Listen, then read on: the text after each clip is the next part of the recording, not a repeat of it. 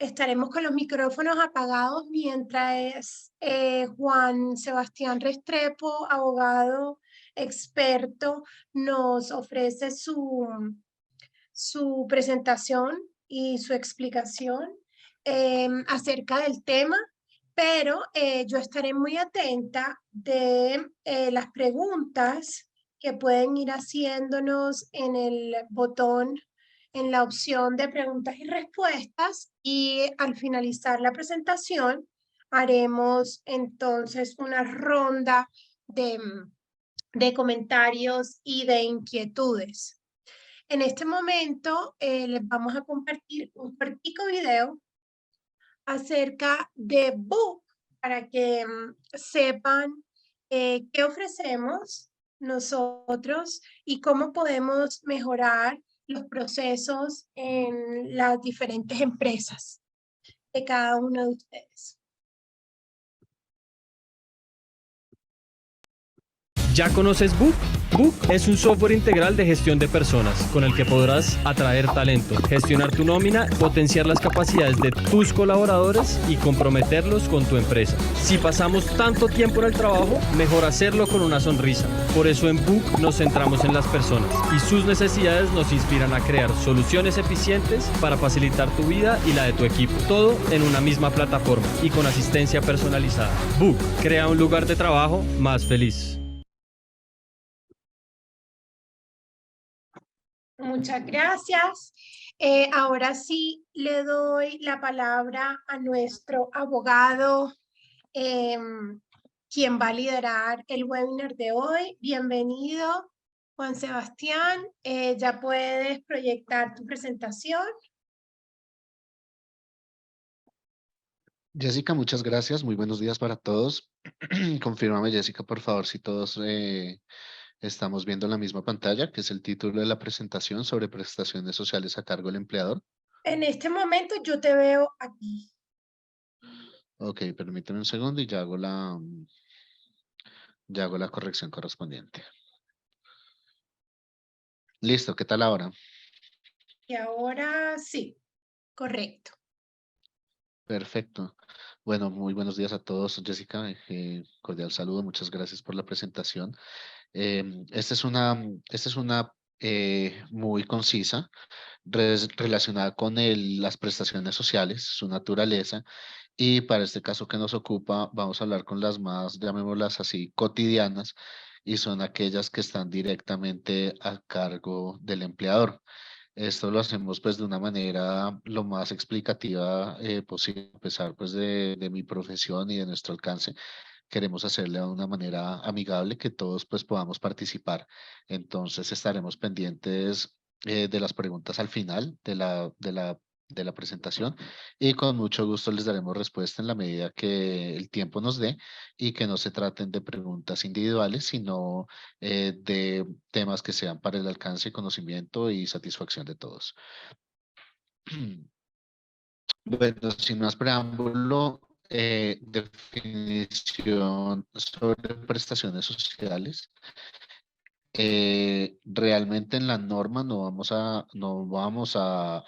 Sin embargo, la jurisprudencia de las altas cortes, en este caso, pues tomamos una sentencia de la Corte Constitucional, que es la C-892 de 2009, en el cual la Corte señala qué significan las prestaciones sociales.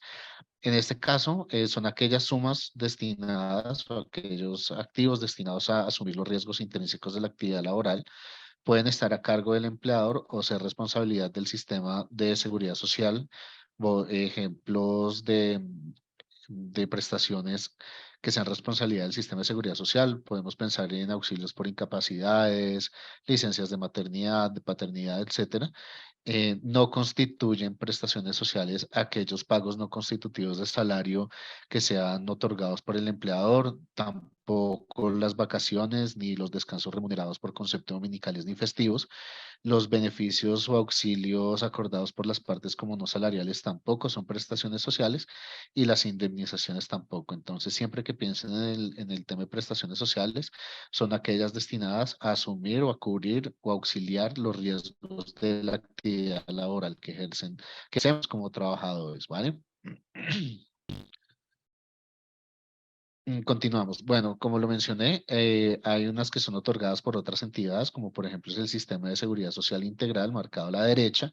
Estos son otros ejemplos. Las pensiones de vejez, invalidez o sobrevivientes también cubren los riesgos intrínsecos de la relación laboral, como es pues envejecer, sufrir algún accidente común o de trabajo, o la muerte, pues que da lugar a la pensión de aquellas personas que nos sobrevivan, si hay lugar al caso. Pero en cuanto a las prestaciones como tal, que son otorgadas directamente por el empleador, tenemos varias que son pues muy conocidas por nosotros, que son la dotación de vestido y calzado, el auxilio de cesantías, intereses a las cesantías, prima legal de servicios, y voy a incluir aquí también el auxilio legal de transporte. En ese sentido, voy a comenzar con la dotación de vestido y calzado. La dotación de vestido y calzado es, como lo menciona, pues el título y pues la norma, la obligación que tiene de calzado y de vestido a los trabajadores para que ejerzan sus funciones, y está sujeto a ciertas reglas. La primera tiene que ver es para personas que devenguen un ingreso menor a 2 salarios mínimos legales, son quienes tienen derecho, que lleven también mínimo 3 meses de permanencia en la compañía, y hay unas fechas establecidas normativamente para entregar la dotación, que aquí están marcadas en el literal C de la presentación. En año calendario es 30 de abril, 31 de agosto y 20 de diciembre. Es importante que cumplan con el requisito anterior, que la persona esté vinculada mínimo 3 meses de permanencia para tener derecho a las prestaciones sociales. Ejemplo en mano, la persona que entró el 30 de marzo, o que entró pues antes de abril, inmediatamente antes de abril, por poner un ejemplo, el 30 de abril pues no tendría derecho aún a la dotación, ya que no lleva el mínimo de 3 meses. ¿Listo? Entonces, ese es otro requisito legal. Eh, es una obligación utilizarla, así como el empleador tiene la obligación de entregar la dotación, el trabajador tiene aquella de asumirlo y de utilizarlo. Quien no lo use, también normativamente está establecido que quien no utilice la dotación pierde el derecho en el siguiente periodo. Otro tema que nosotros queremos dejar en claro es que la dotación no es remedible en dinero. La dotación no se puede pagar en dinero, es una provisión legal exclusiva.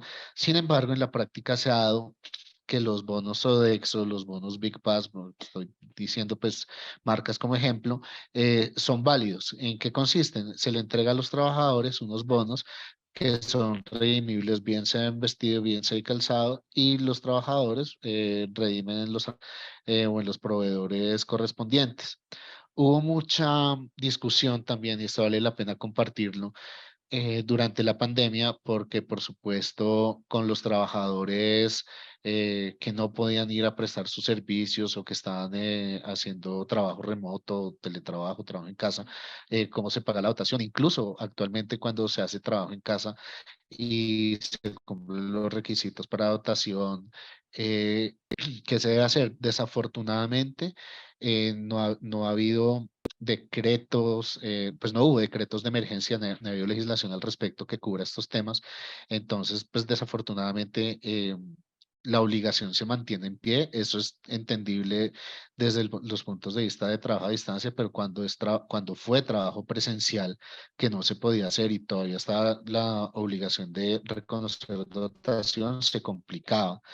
Sin el ánimo de hacerle el quite a la norma, lo que se pretendió en ese momento, y lo vimos a través de muchas empresas, era que se le entregaba pues en dinero en la medida de lo posible, pero con la salvedad de que era destinado única y exclusivamente para que la persona eh, comprara la ropa y el calzado, que está, digamos, atentando contra la norma en esos momentos de emergencia. Uno podría decir que sí, pero se podría entender como justificación o mitigación frente a un riesgo de incumplimiento, que eran las circunstancias que se nos daban. Sin embargo, en circunstancias normales, recomendamos, obviamente, entregar la dotación en calzado o en vestido, no redimirla en dinero y valerse en estos casos con los bonos que hemos mencionado.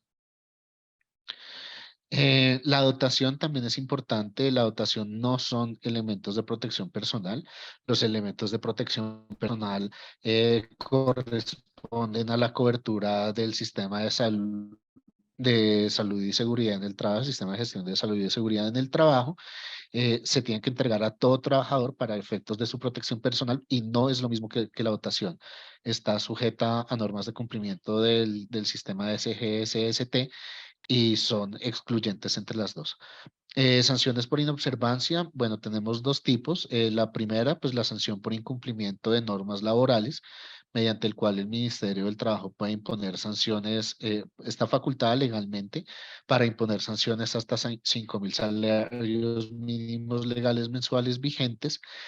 Sin embargo, en la práctica hemos visto sanciones que pueden ir hasta 100 millones, 200 millones, incluso más. No llega hasta ese tope, pero por supuesto cada caso es particular. Y hay una, llamémoslo así, una consulta que nos hacen bastante y es que si un trabajador se le termina el contrato de trabajo y no se le dio la dotación correspondiente. Este es un asunto que resolvería en una reclamación judicial el juez de la República competente podría condenar al empleador al pago de una indemnización. Esto lo condena el juez, pero lo mismo dependerá de cada caso y pues de tasación de la indemnización que también deberá ser probada. El siguiente punto tiene que ver con el auxilio de cesantías. Esta es una de las prestaciones que, por supuesto, eh, una de las más extensas y de las que más preguntas surgen. El concepto legal está en el artículo 249 del Código Sustantivo del Trabajo y señala que todo empleador tiene la obligación de pagar a sus trabajadores como auxilio de cesantía el equivalente a un mes de salario por cada año de prestación de servicios y proporcionalmente por fracción de año. Para hablar del régimen actual, voy a remontarme a lo que teníamos antes del 1 de enero de 1991, ya ha pasado un tiempo considerable, y es el régimen tradicional o retroactivo de las cesantías. En este régimen, perdónenme, que aplicaba a esos trabajadores contratados antes de esta fecha que señalo acá, las cesantías anualmente eran retenidas por el empleador durante la vigencia del contrato de trabajo. El monto total de las cesantías se pagaba al final de la relación laboral y con base en el último salario al momento de la terminación. Obviamente esto podía generar un desglose bastante engorroso para la compañía y en muchos casos perjudicial para sus finanzas. A partir de eso, la Ley 50 de 1990 crea un régimen de liquidación anual mediante el cual, bueno, primero aplica a trabajadores que se fueran contratados después de 1990 o del régimen anterior que decidieran unirse. Y en virtud de este régimen, lo que ocurre ya con la vigencia de las administradoras de cesantías, el empleador liquida las cesantías con fecha de corte del 31 de diciembre de cada año y antes del 15 de enero del año subsiguiente consigna ese valor liquidado a la administradora de fondos de cesantías, que es por quien se deposita y consigna las cesantías del trabajador hasta el momento del retiro, que en principio obedece a la terminación del contrato laboral, pero como muy probablemente lo sabemos, también ocurren algunos casos de liquidación parcial y quisiera hablarles un poco de eso más adelante. En cuanto a la liquidación del auxilio de cesantías, es importante que en este caso y con esta prestación social en particular, hay unos métodos de liquidación que están fijados en la norma y lo voy a separar en dos. El primer caso, cuando el salario es fijo y no hay variación en los últimos 3 meses, la base de liquidación corresponde al último salario devengado por el trabajador al momento de la liquidación. El segundo caso tiene que ver cuando el salario es variable, como el caso de personas que vengan comisiones, o cuando hay variación en los últimos 3 meses. Normalmente en la norma lo ponía en caso de aumentos salariales, pero como sabemos y más en el marco de la pandemia, la variación también podía tratarse con disminución salarial por mutuo acuerdo. Nunca unilateral, eso es un tema aparte, pero que siempre quiero dejar plasmado. Pero volviendo al tema, cuando hay variación salarial en los últimos 3 meses o el salario es variable, la base salarial corresponde o más bien la base para el cálculo de las cesantías corresponde al promedio salarial del último año de prestación de servicios o el tiempo de servicios si fuese menor a un año.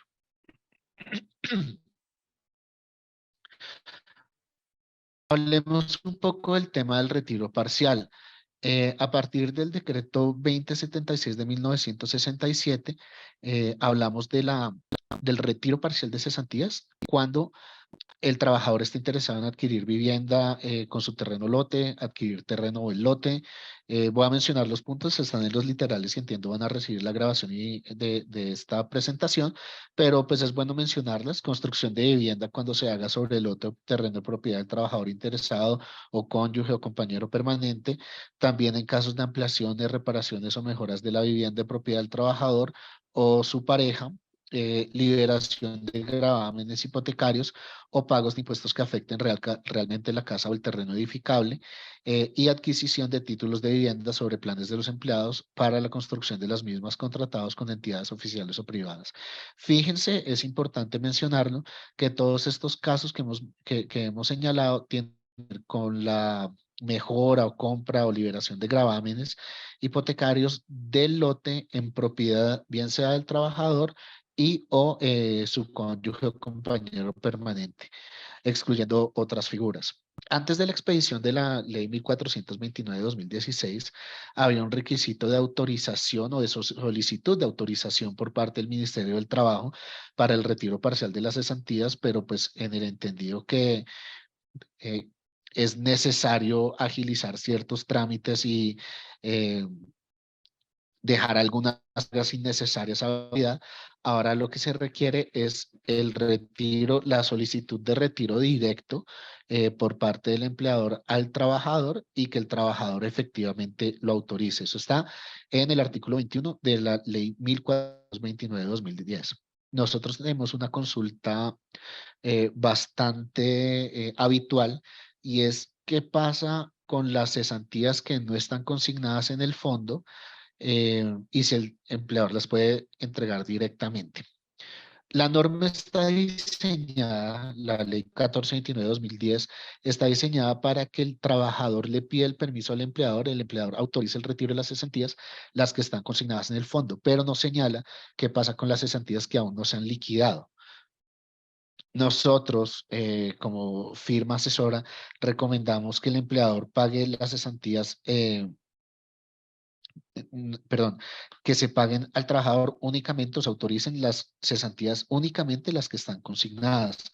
Las que no están consignadas no recomendamos entregarlas antes de su liquidación y consignación ante la administración, porque eso puede generar problemas, tanto para la administración que no recibió ese dinero, como se podría entender un incumplimiento de la norma en el sentido de no haberlas consignado. Entonces, nuestra recomendación, si bien es bastante conservadora y lo entendemos, sí tiene que ver con reconocer o autorizar únicamente las que están consignadas en el fondo, ya, las que ya cumplieron con su proceso de liquidación y de consignación ante la administradora de fondos de cesantías. Para solicitud de dineros no consignados, recomendamos valerse de otras figuras como compensaciones en dinero de vacaciones, la concesión de un préstamo que es legalmente permitido u otros.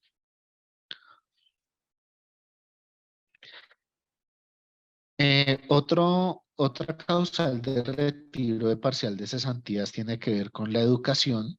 Esta ha tenido un desarrollo normativo que no voy a ahondar ahora pues menos sabiendo que.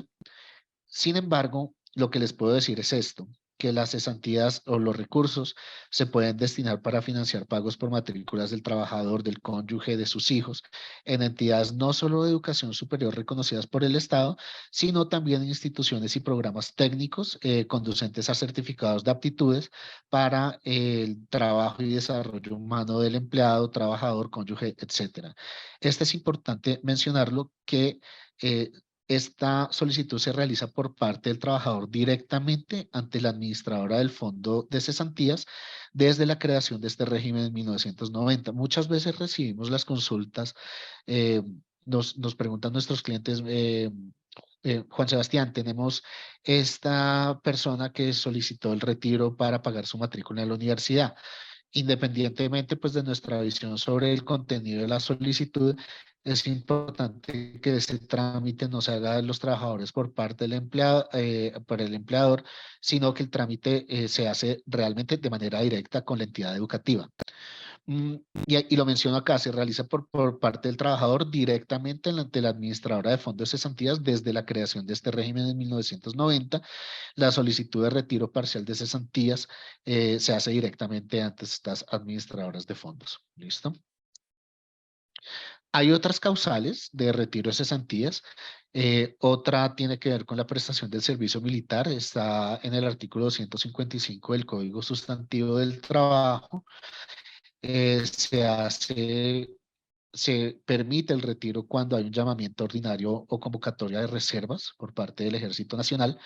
También los casos de sustitución de empleador, previamente llamado sustitución patronal, cuando ocurre la sustitución de empleador por cualquier causa sea, al trabajador se le da la oportunidad de decidir si quiere o no el retiro de sus cesantías, como si se le hubiera terminado el contrato, pero no es una terminación de contrato. Esto es importante para quienes estén o quienes no estén asociados con la figura o familiarizados con ella. La sustitución de empleador por cualquier causa no sustituye, no modifica y no suspende el contrato de trabajo. Sin embargo, se le da esta concesión al trabajador de retirar sus cesantías.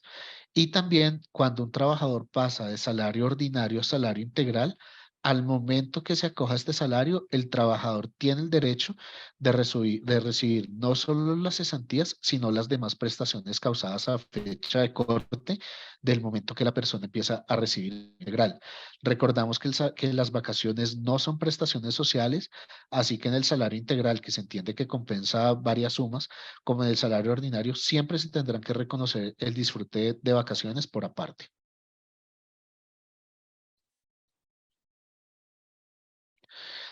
¿Qué ocurre con el auxilio de cesantías o con el incumplimiento de las cesantías? Existe una sanción moratoria según la cual, y esto viene del artículo 99 de la Ley 50 de 1990, si el empleador no cumple el plazo para pagar la prestación social, debe pagar un día de salario por cada día de retraso en la consignación. Por eso es muy importante y es una recomendación muy clara, que puede sonar obvia, pero muy clara a los empleadores, y es siempre velen por la consignación ante el fondo, y más con el ejemplo que hicimos antes del retiro parcial. Por temas de comunicación y demás, o por buena voluntad, se le reconoce las cesantías no liquidadas y consignadas, y eso puede traer problemas de reclamaciones posteriores, donde los trabajadores puedan alegar que no se consignó ante el fondo, aun cuando lo hayan pagado directamente. Recordamos que las normas laborales son de orden público y por lo tanto no pueden ser inobservadas, ni modificadas, ni pactadas en contrario por las partes. Esta sanción moratoria solo se causa en vigencia de la relación laboral, y la Corte de Justicia, como máxima autoridad judicial en materia laboral, ha aclarado que esta sanción moratoria se causa por la falta de pago completo, también por el pago parcial o deficitario, pero no opera de manera automática y depende de un análisis racional del juez respecto de la buena fe o mala fe con que haya actuado el empleador. Así como las cesantías, también vienen consigo unos intereses legalmente tarifados a esta suma. La fuente normativa es la Ley 52 de 1975, en virtud de la cual todo empleador que deba cesantías a sus trabajadores debe reconocer y pagar un interés anual del 12% del valor de cesantías, también con fecha corte del 31 de diciembre de cada año, o a la fecha de salida del trabajador, o el retiro parcial de cesantías, que no sé mucho en la práctica, pero no quiere decir que no esté la obligación, al cual cada trabajador tiene derecho. Estos intereses, esto es importante, ¿no? A veces hemos visto casos en auditorías que no se cumple, pero es importante tenerlo en cuenta. Estos intereses a las cesantías se pagan en enero del año siguiente, aquel que se causaron, o lo menciono nuevamente, o en la fecha del retiro del trabajador, o dentro del mes siguiente de la liquidación parcial de cesantías cuando haya lugar a ello. Veo que hay varias preguntas. No he abierto todavía las listas de chat de preguntas y respuestas. Vamos a continuar hasta el final. Realmente es una presentación concisa, pero pues esperamos que con las preguntas y respuestas esto pueda ser útil para todos. El otro punto tiene que ver con la prima legal de servicios, que está plasmado en el artículo 306 del Código Sustantivo del Trabajo, modificado por la Ley 1788-2016.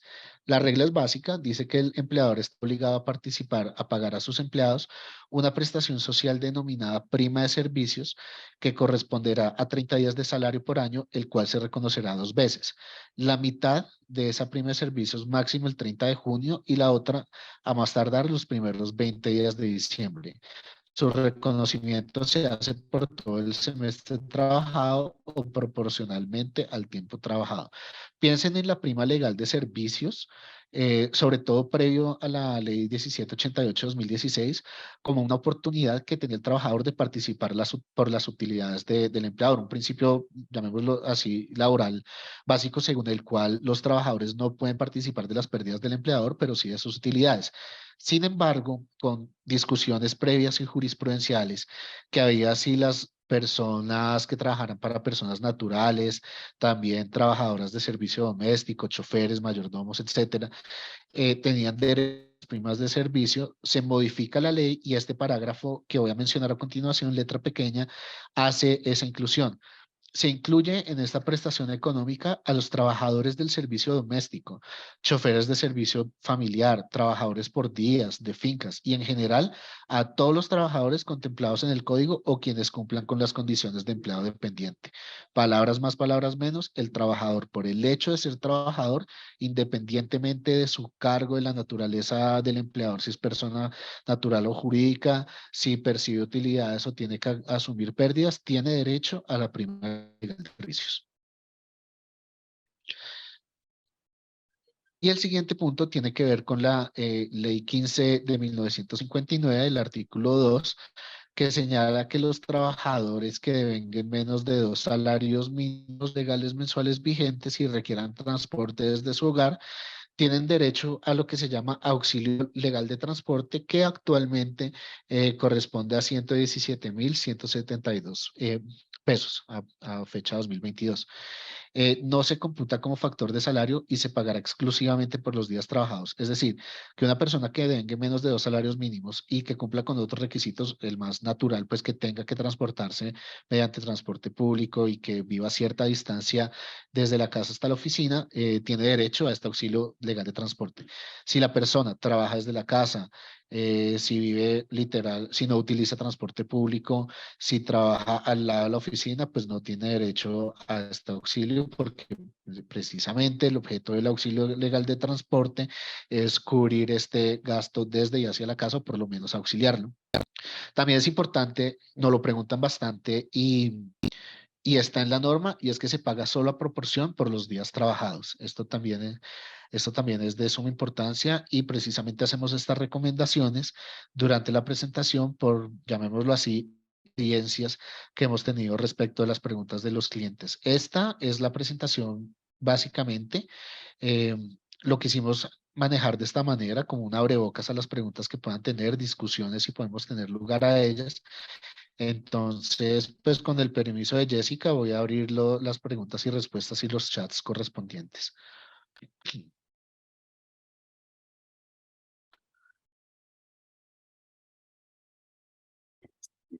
Listo, Juan, ya puedes empezar si quieres. No sé si es que quieres que te haga las preguntas yo para que tú las puedas responder. Tranquila, yo aquí ¿Ya las tienes lo puedo abiertas? manejar. Sí, lo tengo acá. No sé si ellos están viendo que las tengo abiertas, pero bueno, No, nos preguntan. dime, continúa, sí. Nos pregunta Daniela. Daniela, buenos días. Tengo una duda. ¿Cómo funciona la votación de las personas que son modalidad teletrabajo? Es decir, la organización está así constituida. Gracias. Daniela, muy buenos días. Desafortunadamente, y tuvimos la oportunidad de mencionarlo, no ha habido llamémoslo así, un pronunciamiento legal o incluso administrativo en el cual se señale cómo funciona la votación en personas que son modalidad teletrabajo.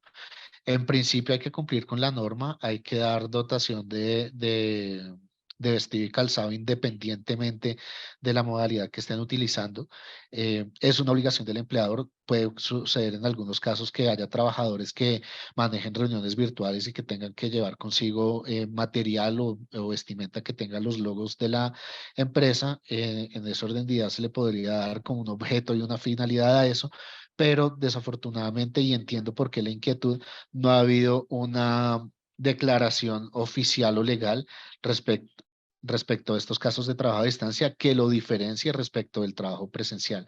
Con base en lo que estoy mencionando, pues la recomendación es seguir cumpliendo con el elemento de dotación. Recomendamos en la práctica y en la cotidianidad que nos ocupa, si es posible, pues valerse de estos bonos redimibles para que la persona tenga libertad de escoger su calzado y vestido según las opciones que tenga, ¿vale?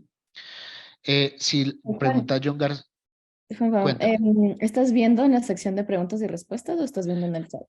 En este momento el chat, que es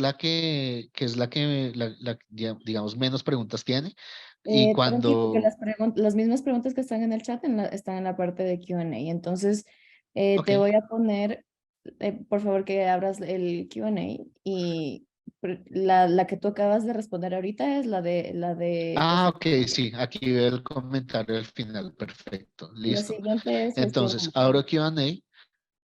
Perfecto, listo. Entonces tenemos asistente anónimo. ¿Cómo funciona la votación? Listo, perfecto, ya está contestada. Ujú. Permíteme un segundo, listo.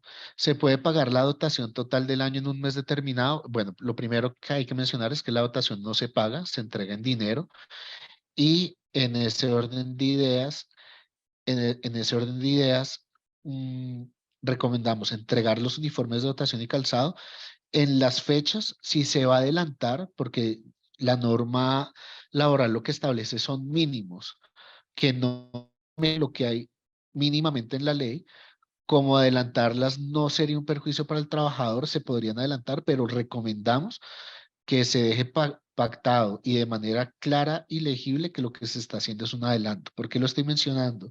Porque el Ministerio del Trabajo, más que preguntar si se pagó o no se pagó la dotación, perdón, si se entregó o no se entregó la dotación, es si hay comprobantes que así lo declaren.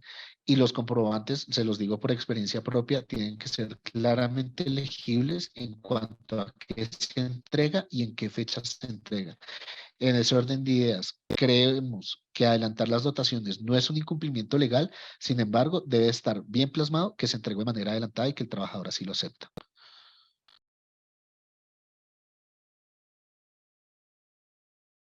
Listo. Para la base de cesantías se toma el salario fijo y el promedio del salario del año del periodo de cesantías. Cuando es salario fijo, sí. Cuando hay salario variable o variación del salario, se hace el promedio del año del periodo. Listo. ¿Hay algún monto establecido para entregar dotación al trabajador? No hay un monto establecido y esa es una pregunta que hacen bastante los empleadores. Se puede cotizar respecto a proveedores de dotación o se puede cotizar el valor de las tarjetas redimibles, lo que le salga más eficiente al trabajador, no solo pues en precio, sino por supuesto en la calidad de dotación. Ley de Ayala, cuando se liquida un trabajador también debe cumplir los 3 meses a ese momento para dar dotación. La dotación siempre se debe dar cumplidos los 3 meses. No tendría mucho, pues, digamos, objeto entregar la dotación después de terminada la relación laboral. Por eso recomendamos es dar las dotaciones únicamente en las fechas que mencionamos, cuando el trabajador haya cumplido los 3 meses y, por supuesto, que sea válido para que la persona ejerza sus funciones.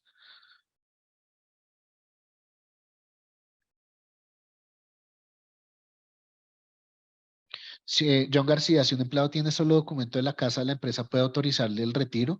Lo recomendable para los empleadores es que estén cerciorados de que se va a utilizar las cesantías para ese sentido. Nosotros somos un poco más, llamémoslo, conservadores y solicitamos por lo menos un contrato de promesa o una cotización de servicios como para tampoco ponerle tantas trabas al trabajador.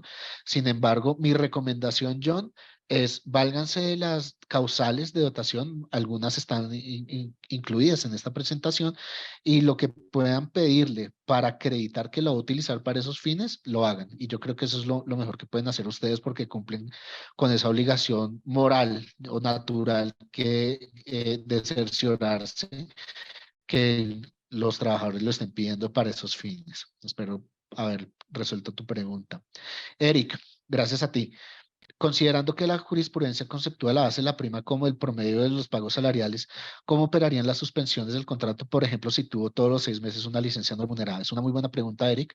Te confirmo que las suspensiones de los contratos de trabajo no suspenden el contrato de trabajo como tal, sino dos cosas: la prestación del servicio y el pago del salario. Esos son los únicos efectos para la materia que nos ocupa. Entonces, para la liquidación de la prima, tienes en cuenta todo el tiempo, aun cuando hubiera existido una licencia no remunerada. Sin embargo, como la persona no recibió salario, pues la base va a ser menor muy probablemente.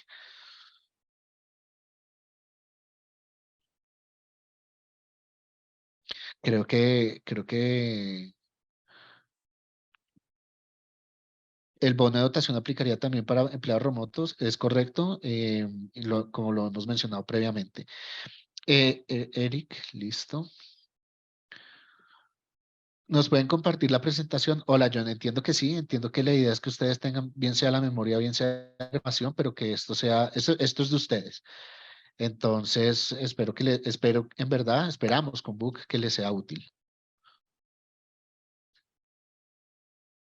Un contrato por obra o labor goza de todas las prestaciones sociales sin que lo mencione dentro del documento.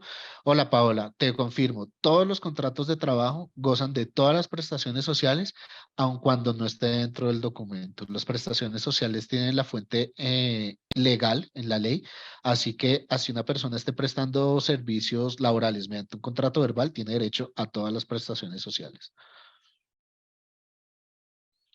Gestión humana, ¿cuál es la fórmula de liquidación de intereses de las cesantías? Tomas las cesantías, el valor de las cesantías, lo multiplicas por el 12%, lo multiplicas por los días trabajados y todo ese valor lo divides sobre 360 y eso te da los intereses de las cesantías. Al final del ejercicio, si se pueden o no se pueden pagar las cesantías directamente, si se pueden o no se pueden pagar las cesantías por motivos de vivienda. Julie, depende de los motivos de vivienda. Si es para compras, arreglos, liberación de gravámenes, eh, sí se puede. Si es por arrendamientos, no se puede. Y se pueden autorizar las cesantías, pero las que estén consignadas en el fondo. No hay una norma que te habilite para entregarlas directamente sin haberlas consignado en el fondo directamente o antes. Oscar Pulido, si en los últimos meses ha cambiado el salario variable, ¿cuál sería la base salarial para el pago de la prima de servicios? Es una muy buena pregunta, Oscar, porque aun cuando las cesantías tiene la norma expresa, la prima de servicios no la tiene. Mi recomendación es utilizar analógicamente la misma base de las cesantías como para la prima, que la analogía es legalmente permisible, y te valgas de eso para la liquidación de prima de servicios. Hay otros puntos como aquel que nos mencionaron en una pregunta anterior, que la Corte Suprema de Justicia ha señalado el promedio salarial de cada semestre de causación. O sea, tomar las reglas de cesantías, pero no sobre el año de prestación de servicios, sino sobre el semestre de prestación de servicios, que es precisamente los extremos mediante los cuales se paga la prima. Quisiera saber si los contratistas que vengan un salario mínimo tienen derecho al auxilio de transporte. Alejandra, ningún contratista, por la naturaleza de su contrato, tiene derecho a prestaciones sociales ni a vacaciones. Se supone que son independientes, sin embargo, pues sabemos que aquí en Colombia hay una desnaturalización del contrato de prestación de servicios en el cual se contrata a las personas mediante esta figura, cuando realmente se trata de un contrato de trabajo, y cuando prevalece la realidad sobre la forma en el ámbito judicial, siempre va a prevalecer pues la realidad del contrato de trabajo. Entonces, para responderte a tu pregunta, si realmente se trata de un contratista independiente, no tiene derecho ni a auxilio, ni prestaciones, ni vacaciones. Si es un trabajador, tiene derecho a todo esto. Para calcular las dotaciones, ¿se suma el auxilio de transporte? No, no, porque las dotaciones es una entrega, es una entrega de material, no se suma el auxilio de transporte, no hay un avalúo o algo así que le entregue Eduardo. Sin embargo, es bueno lo que estás mencionando y es bueno que lo mencione acá, porque el auxilio de transporte es base para el pago de las demás prestaciones sociales, tanto la prima de servicios como las cesantías. No menciono los intereses de las cesantías porque es sobre ese valor de las cesantías que se sacan los intereses, pero para pagar primas y cesantías se tiene en cuenta como base no solo el salario, sino también el auxilio de transporte. Vacaciones no, porque las vacaciones no son prestaciones sociales. Gracias por la pregunta, Eduardo, que me sirve mucho para la presentación. ¿Qué prestaciones son las que no se incluyen en el salario integral? Ninguna. No es tanto que no se incluya, se trata más bien que el salario integral compensa de antemano las prestaciones sociales. Pero para responderte la pregunta, Paola, ten esto en cuenta, el salario integral puede compensar recargos, prestaciones, lo que pacten las partes, pero siempre hay que pagar por aparte o reconocer por aparte el disfrute de las vacaciones.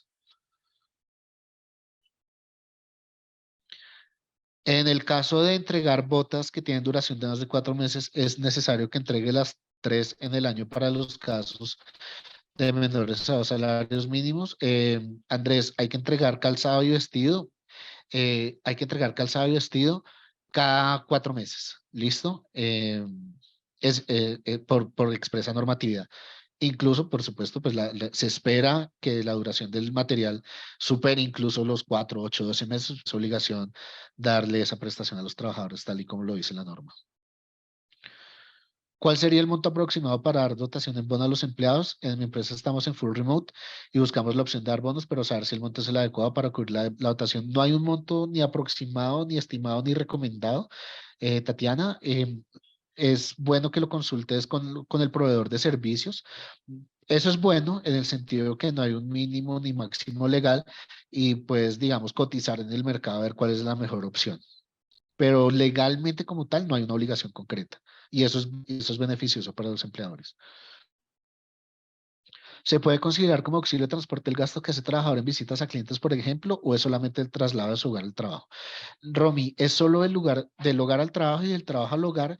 Sin embargo, se entiende como no salarial los auxilios que den los trabajadores, perdón, los empleadores a los trabajadores para la movilización y gastos de transporte.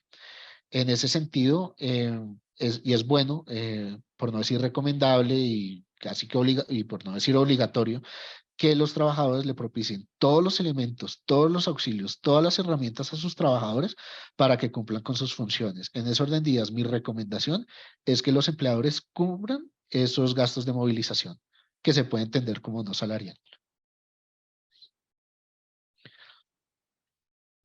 Andrea Carolina, si un empleado en enero de 2023 solicita se le paguen las cesantías de 2022, ¿se las puede entregar? ¿Qué normatividad me dice si se puede o no? Bueno, la normatividad la acabamos de ver, Andrea, y que se paguen las cesantías se puede hacer de manera directa, viviendas según las condiciones, según lo mencionamos aquí en la presentación, que pues vas a obtener la grabación para que lo revises.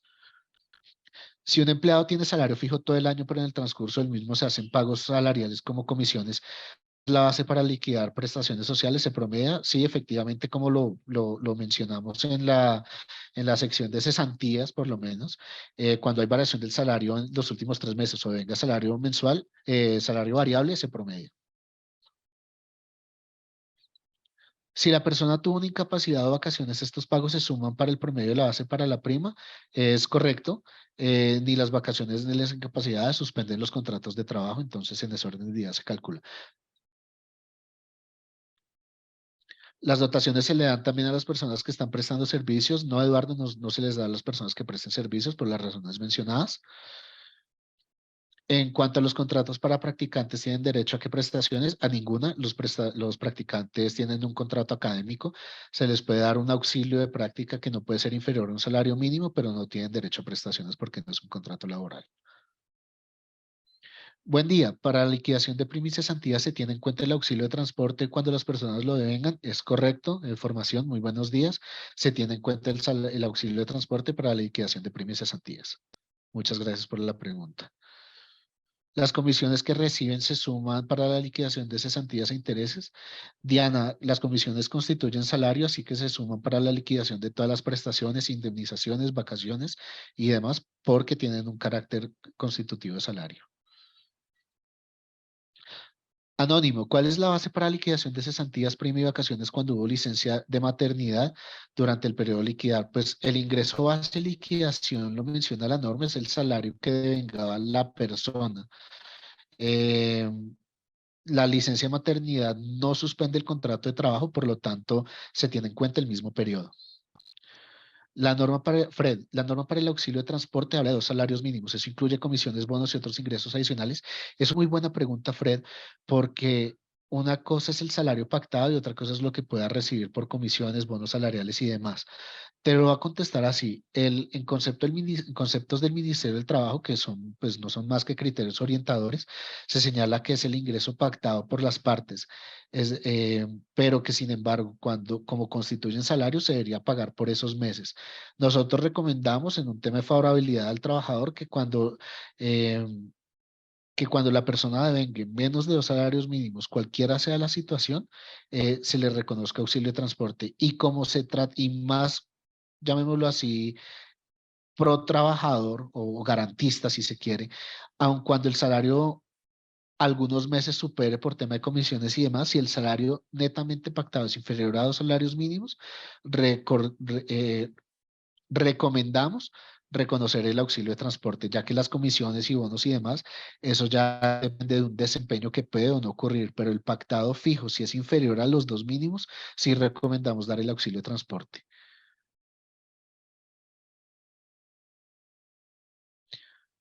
Si tengo un trabajador extranjero y no le he hecho aportes a pensión y ya 2 años en la compañía, ¿cómo puedo subsanar esto? No vamos a contestar preguntas individuales, pero digamos, la solución obvia es hacer la corrección ante la administradora de fondos de pensiones. Y muy probablemente salud y riesgos laborales, ya que la planilla se paga mediante un formato único. Para la dotación se puede hacer un anticipo en dinero y legalizar con las facturas por parte del trabajador. Lo hicimos alguna vez, o bueno, lo recomendamos alguna vez en emergencia sanitaria por las circunstancias que todos conocemos, que no podíamos ni siquiera salir, pero en circunstancias normales la recomendación es no hacerlo nunca en dinero.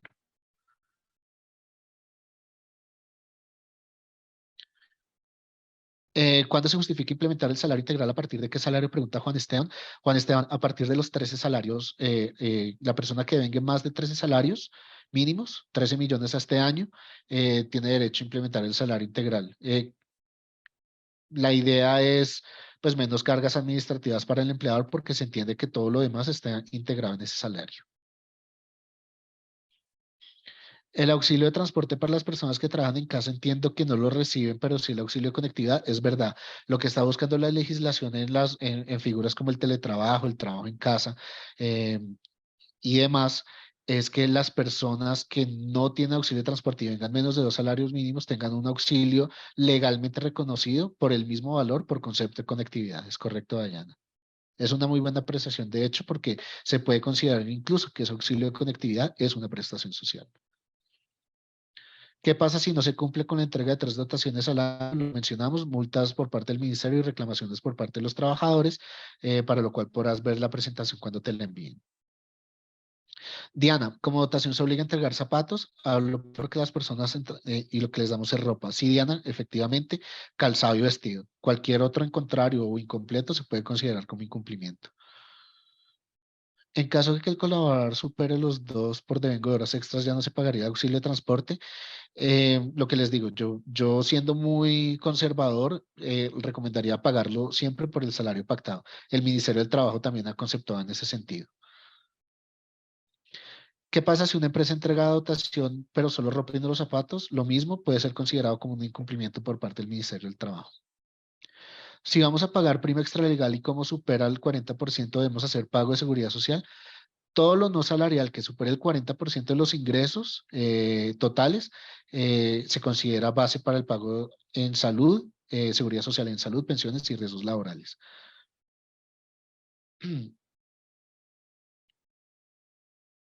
Esto ya lo hemos mencionado, Yesenia. Si la persona sobrepasa los 2 salarios mínimos legales vigentes, no tendría derecho al auxilio de transporte. No sé si la pregunta orienta en ese sentido. Si una persona en último esta incapacidad paga en el porcentaje, esto hace que el salario fijo sea menor. Eso quiere, bueno, la verdad, eso quiere decir que toca realizar el promedio para el pago con el salario fijo. Se haría con el salario fijo porque la incapacidad no suspende el contrato de trabajo. Lady Catherine, espero que estés bien, muchas gracias, lo mismo. Si la empresa le quiere pagar un practicante universitario además de la ARL, la salud, ¿esto sería posible? Pues no es un tema propio de la presentación, Lady, pero lo que te puedo decir es que para que haya pago a la ARL, el estudiante debe estar como beneficiario legal del pago en salud. La recomendación normal es que él esté a cargo, pues que sea responsable de su pago en salud, independientemente de si ustedes lo quieren pagar un equivalente en virtud de la práctica.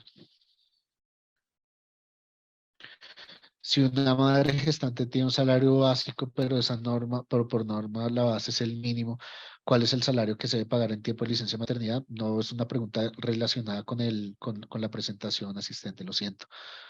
Dentro del auxilio de teletrabajo, ¿se incluye el pago de dotación o recibo multa si no está siendo pagado?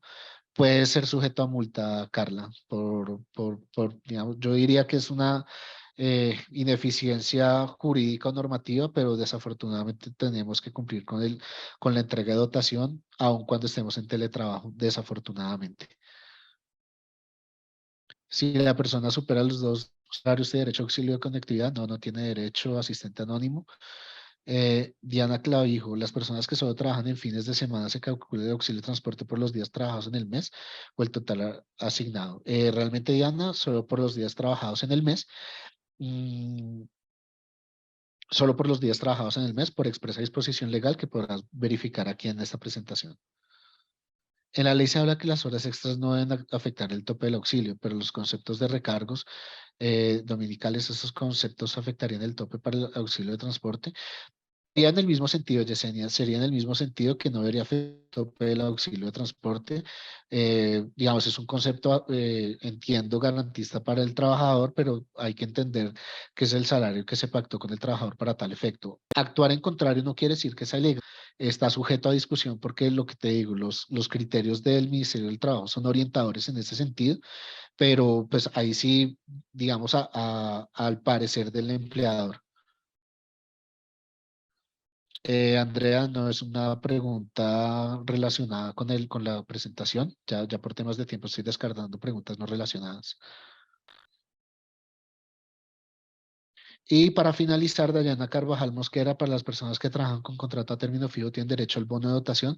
Todos los trabajadores que cumplan con los requisitos legales que mencionamos tienen derecho al bono, a la dotación, independientemente de si se entrega directamente o si hay lugar al bono.